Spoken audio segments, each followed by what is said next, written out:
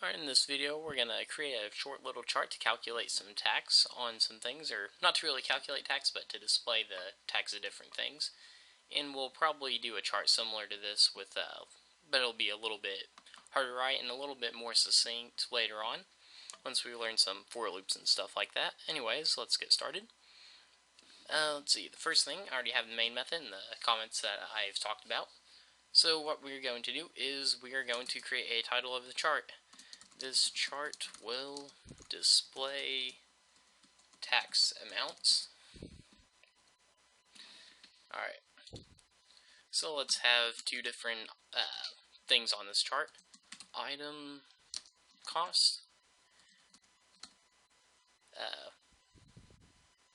total with total, we'll say after tax.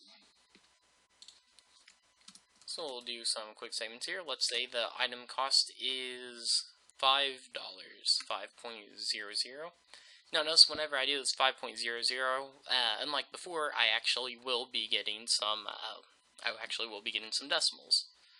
I'm going to get too many, but that's okay. We'll go over how to get rid of those even later on.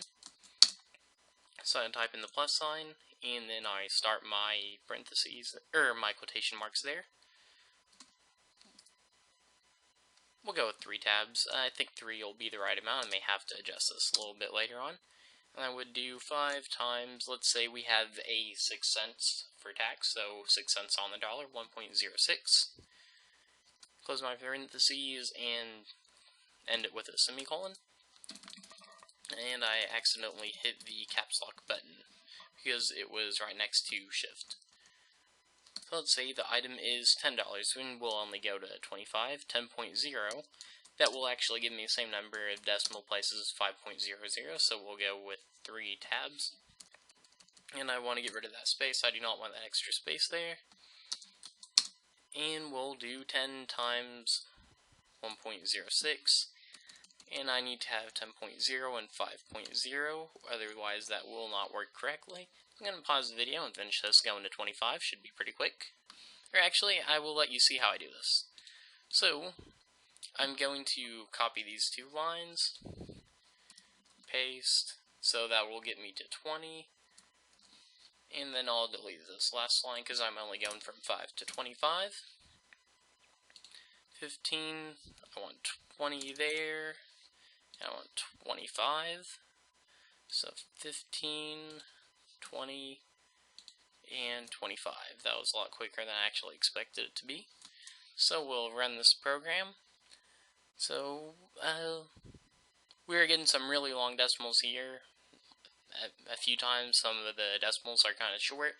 That's to do with the data types we're using, which we'll go with that later on. One thing about this chart, I would like to go to a new line there to make it a little bit easier to read. And we'll take one of the tabs away after the total after tax.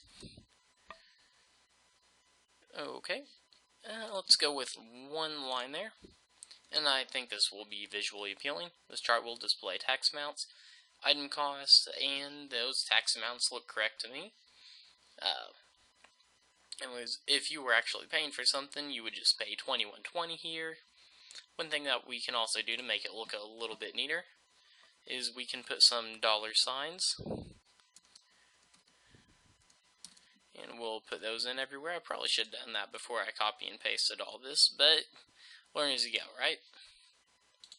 Then I want to put a dollar sign at the beginning of each one of these, so I'll just do that on the first one. Then I'm going to copy and paste it all the way through, and I'm not going to forget my plus sign because that's very important. Otherwise, if I did forget it, well, I actually did forget the plus sign at first, it's going to throw in an error and the computer won't know what to do. So I'll run this one more time. Alright, looks like my chart is working perfectly. As I hope yours is too. If your chart is not working, you'll want to double check the semicolons at the end. Make sure all your brackets are right. I know in NetBeans, whenever you highlight one, it highlights its corresponding bracket. And then also you'll want to check your plus signs in between. If something in this tutorial wasn't perfectly clear, please let me know so that I can fix that. And I would like to thank you for watching my 221 videos. I'm hoping they're helping you learn Java and if you're in a school, I'm hoping they're doing well as